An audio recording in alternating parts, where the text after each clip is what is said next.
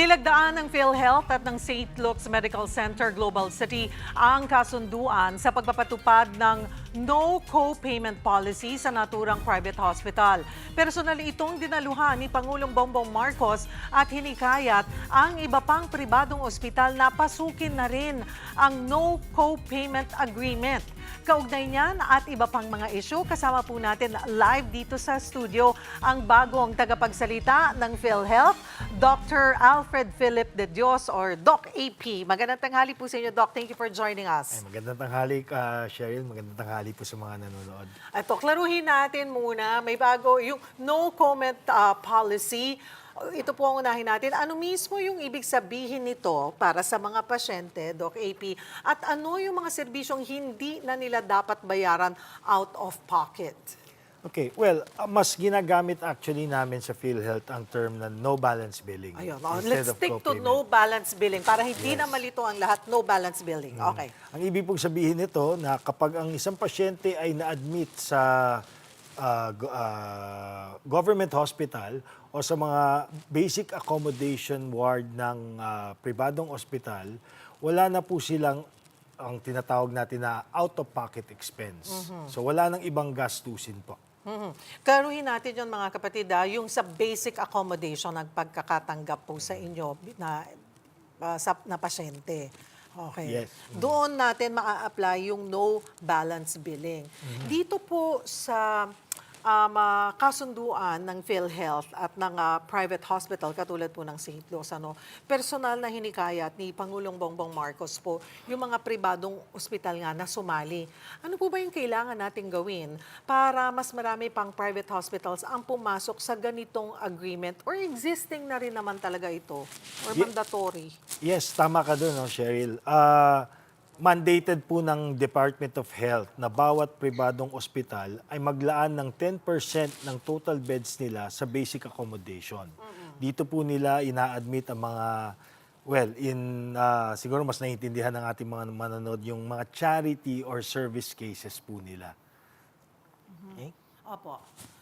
So, napapatupad ba yun?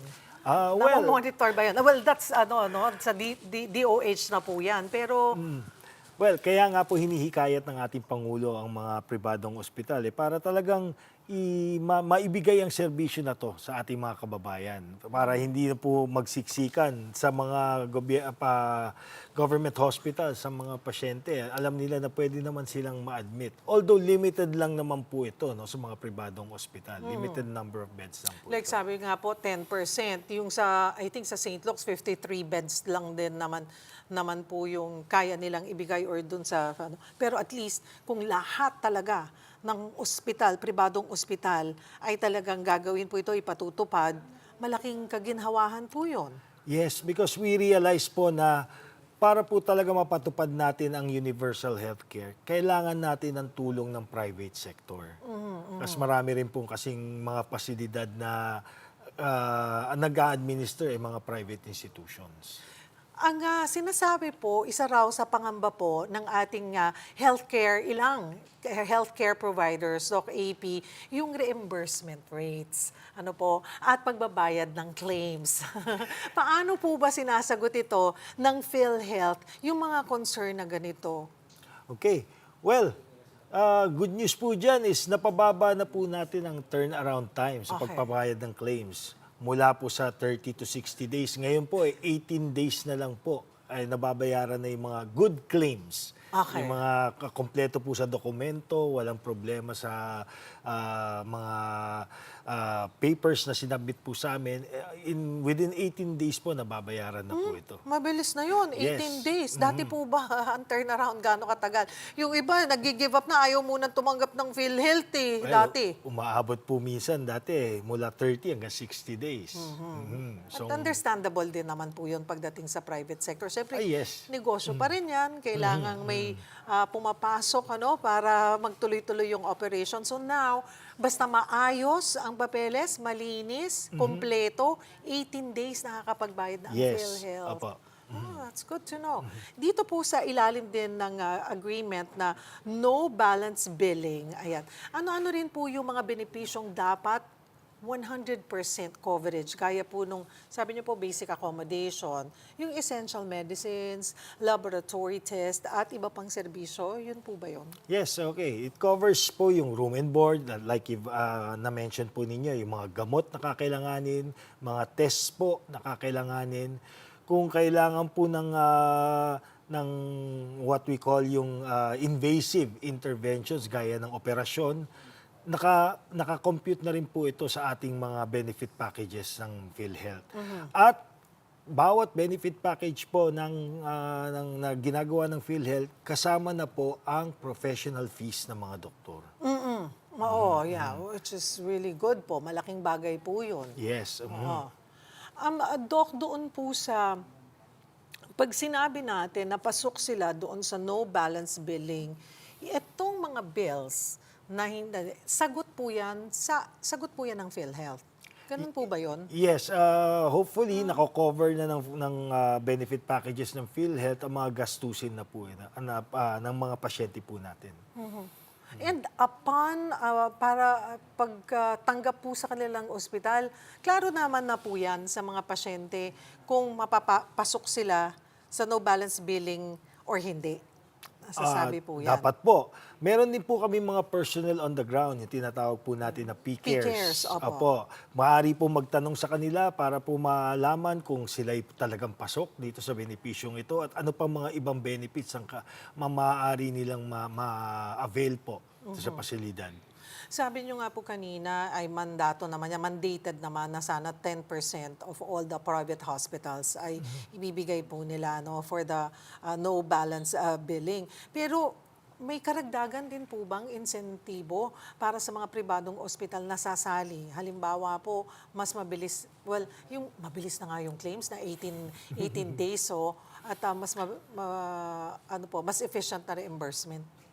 Sa aking pananaw po, with regards to claims processing, wala na po. Pero meron pong magiging shift po kasi sa payment scheme ng PhilHealth by 2027. Ito po yung Okay. tinatawag na global payment. So doon po sa mga nakakausap namin, nagkakaroon kami ng mga memorandum of agreement, pwede po silang mapili as pilot sites po nitong ating global payment DRG financial scheme. Ano po yun? Anong pagbabago? Well, ang mangyayari po doon is imbis na ang payment po after the claims, okay, ibibigay po ang budget sa kanila sa simula pa lang. Ito po ay base sa historical claims ng bawat pasilidad. So iba-iba po 'yan. Oo, depende. Tapos bawas na lang. Yes, oo. Natuturuan po sila maging mas efficient diyan kasi syempre gusto nilang stretch, 'di ba? Para mas marami silang mapagsilbihan. Hindi ho kaya in a way, na baka maabuso kasi nasa kanila na yung budget, baka magkaroon ng dagdag na hindi naman talaga naibigay na services sa isang pasyente na mga dating nagiging issue, bumalik. Oo, maaari nga mangyari yan. Pero meron po kaming mga monitoring processes na i-set po. Okay, may mga parameters po sila na kailangang i-meet kasi po maapektuhan yung next tranches ng global payment nila kung hindi po nila may meet po yung mga requirements na yun. So again, that's gonna be next year pa naman. Yes, Inaayos pa po. Okay, dako po tayo. Puntahan ko po yung bagong pamunuan ninyo sa PhilHealth. Matapos umupo nga po ni Dr. Beverly Lorraine Ho bilang bagong presidente and CEO po. Ano ang mga pangunahing priority po sa ilalim ng pamumuno ni Dr. Ho? Okay. Ang maganda po ngayon is very integrated po ang Department of Health at ang PhilHealth. Alam niyo naman, ang secretary galing po sa amin. Okay? So, meron po silang shared agenda and there are 5 pillars po. Unang pong pillar dyan ay yung healthy schools, workplace, and communities. So, gusto natin malusog kahit saan. Pangalawa po, magkaroon tayo ng functional primary care system. Okay? So kasi po, mas maganda na nasa preventive side po tayo. Okay? O maaga pa lang, ma-identify na natin yung mga sakit ng ating mga miyembro at malunasan na kagad ito at hindi na umabot sa komplikasyon. Pangatlo po is magkaroon tayo ng efficient and quality healthcare institutions or hospitals. Okay? Para po makapag-deliver ng quality care sa ating mga pasyente. Pangapat po is yung transformation ng IT system po natin. Kasi po, ito po kung mapaganda pa natin to, ma-modernize pa natin, mas mapapabilis pa ang claims processing at lahat ng serbisyo. At kasama din po to kung may efficient IT system tayo, mababawasan po ang red tape. And then lastly, na magkaroon ng strong institutions and sectors na mas magtitiwala ang tao, hindi lang sa PhilHealth, kundi pati sa DOH. 2 years. Kaya po lahat yon. 16 months, 16 actually. months, okay. Kayo pa nagsabi, 16 months. Nandoon ba yung pressure? Yes, sprint nga raw kami, sprint. Oo. Anong huli po namin nakausap dito, si Secretary Mercado, sabi ko, not to put pressure, but I mean, we're pressuring you. Para nga, kasi nga, maiksi, pero hindi naman imposible kung magkakaroon ng ano, diba? Well, actually, nung operation. pinresent po sa amin yan ni Acting PCEO Beverly Ho, nakalatag na po kung ano yung mga gagawin. Naka-ready naman na din pala siya. Yes, opo. Okay. Puntahan ko din po, Doc AP, yung usapin naman ng contributions. Nananatili po kasi sa 5% yung contribution rate para sa direct contributors. At paano magkikita ng mga miyembro yung epekto po nito sa mga benepisyong tinatanggap nila? Kamusta rin po yung collection at saka yung regular na pagbabayad ng mga miyembro? Okay. Yung 5% po, maximum po yan. Max. Para po sa mga kumikita ng 100,000 or above a month. Okay? Kung mas mababa po dito ang kinikita nyo, hindi naman po 5% ang kailangan nyo maging kontribusyon. Okay? Ngayon, well, malaking bagay po ito kasi it's part of the funding source ng PhilHealth. Okay? Para po siguro natin na maibigay ng maayos ang mga benepisyong aming ginagawa po para sa inyo. At doon din po ay yung pagpapatuloy ng pagpapalawak, pag-enhance sa iba't ibang packages na PhilHealth na naibibigay na sa mga miyembro. Yes, opo. Actually, we've developed a benefit development roadmap para po sa susunod na 3 taon. Pinag-usapan po natin yung pondo. May mga ulat po kasi, Doc, na tungkol po dito sa hindi na babayarang government premium subsidies na umaabot po sa 241.6 billion pesos mula 2019 hanggang 2024. Bakit po umabot sa ganito kalaking halaga yung arrears? At ano po yung ginagawa para maayos ito? Okay. Now, government is aware of that. Ito po ay galing din sa mga dapat share namin sa Syntax at yung binibigay ng PAGCOR and PCSO. Okay? Nakalaan naman po yan. Okay? Yung yung timing lang po ng disbursements ang nahihirapan. As you know, biglang nagkakaroon tayo ng ibang problema So, napaprioritize po yun.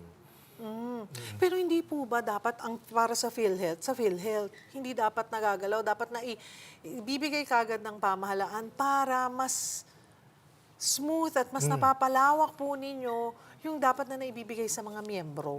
As I've said nakalaan naman po yan, yung prioritization of disbursement lang po. Kaya nangungulit din po kami sa kanila na Sino kami yung sa naman. kanila nating kukulitin? DBM? Opo.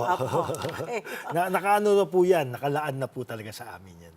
Okay. Sa kabila po nito, paano tinitiyak ng PhilHealth na mananatiling sapat yung pondo nga ng miyembro at hindi maantala yung pagpapalawak pa rin ng benepisyo? Okay. Now, for all benefit packages po na dinedevelop at nilo-launch ng PhilHealth, okay, nagkakaroon po ng actuarial studies yan. Hindi po kami naglo-launch ng benefit package na alam namin na hindi namin masusustain. So lahat po yan naka-budget and may projections na po dyan nakasama po sa mga mga future expenses po ng PhilHealth. Since napapag-usapan na rin po natin yung different packages at kanina nga po ay nakausap natin si Doc Ronching Solante na ang dami na rin ang kaso nila ng leptospirosis, NKTI, full bed capacity na rin pagdating sa kasong ito. daanan lang po natin ng kaunti yung pakete ng PhilHealth pagdating po sa leptospirosis. I understand, enhanced na rin po ito o mas pinalaki po yung budget na pwedeng ma-cover. Yung coverage po nito sa isang pasyente, sa isang miyembro na ma-admit because of leptospirosis. Yes, okay. Now, depending on the severity, no? Kasi po may range po ngayon na enhance yan, may range po kayong ma-avail. Okay, doon po sa may mild, moderate and severe na na-admit po sa ospital, okay, halos na triple actually yung benefit. Parang abot po yata ng 411,000 yung Yes, max. yung max, para po sa mga may Maximum po komplikasyon yun, yun. oo.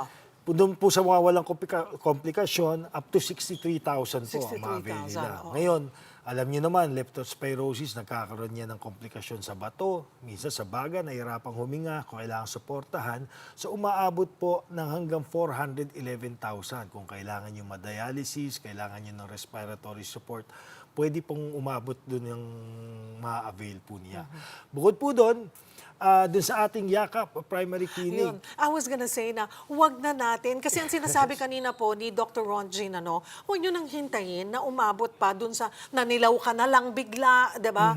Hindi ka na makatayo sa iyong hinihigan. Kung may initial na senyales, sintomas, medyo nilalagnat-lagnat ka na, alam mong may exposure ka sa baha, pwede nang magpatingin. At dito pumapasok ang Yakap Yes, program. opo. Go ahead, Doc AP. Doon pa lang sa mga tingin nyo, baka kayo ay na-expose na dahil lumusong kayo sa baha or may konti na kayo nararamdaman, pwede po kayong pumunta sa mga Yakap clinics. Okay? Dito po, libre ang konsulta, pati yung mga basic laboratory, mahihingi natin. At pinakamahalaga sa lahat, mabibigyan kayo ng antibiotics as prophylaxis. Ngayon, kung talagang may nararamdaman na kayo, okay, pwede po kayong pumunta sa mga emergency room. Meron po tayong tinatawag na OECB. Yun, yung outpatient. Emergency Care Benefit Ayun, Package. oo. Okay? And lahat din po ito, ma-avail nyo. Yung konsulta, laboratory, at maggamot, ma-avail po ninyo sa emergency room. Kasi baka hindi pa po ninyo nalalaman mga kapatid, dati kasi 'di ba ang thinking, nako, kailangan ko pang ma-confine bago ko maramdaman yung benepisyo ko bilang isang PhilHealth member. Hindi po.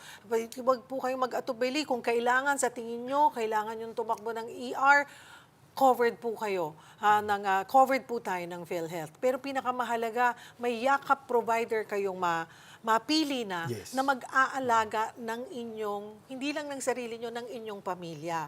Paalalahanan na rin po natin, kulitin na rin natin, lalo na pa during this time of the month or the year, na maraming ang cases or lumalabas, hindi lamang leptospirosis, but other diseases or sipon, ubo, yung mga ganon, na ready naman, basta mayroon kang Yakap provider. Paano nga po ba ang gagawin para ma-avail itong Yakap program? Okay. Unang-una po, kailangan nyo magpa-register sa isang Yakap Clinic. And magagawa nyo po to through the eGov app.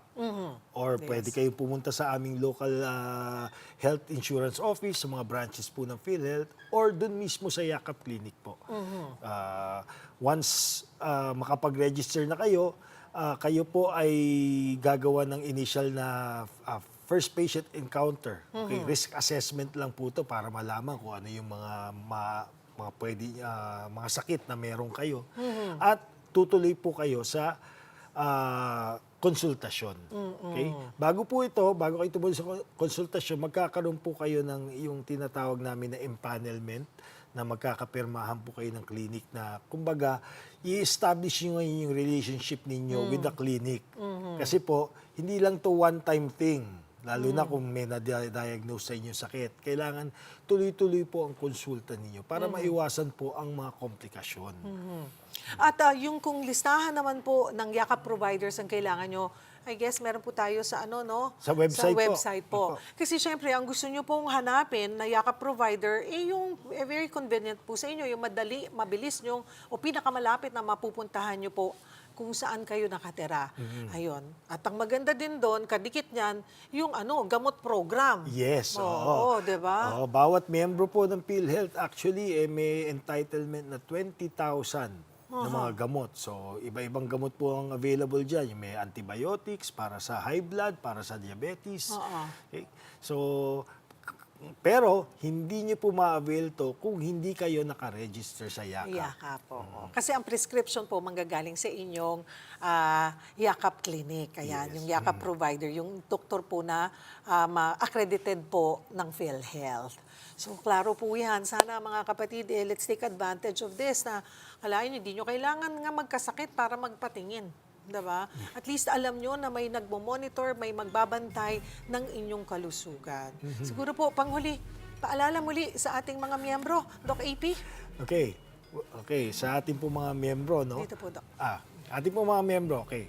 So, ayon po sa ating UHC law, lahat po tayo ay automatically miyembro ng PhilHealth. Okay? At paalala lang po na lahat po tayo, makakapag-avail po anytime ng kahit anong benefit ng PhilHealth. Okay? Kunyari, first time nyo pupunta sa emergency room, kailangan automatic po na makaka-avail kayo ng kahit anong benepisyo. Okay? Pero ating pong take advantage po yung YAKAP program. Okay? Kasi po mas maliit na gastusin talaga kung maaga pa lang ma-detect na kayo ay may karamdaman. Maraming pong salamat for making time. PhilHealth spokesperson, Dr. Alfred Philip De Dios. Okay.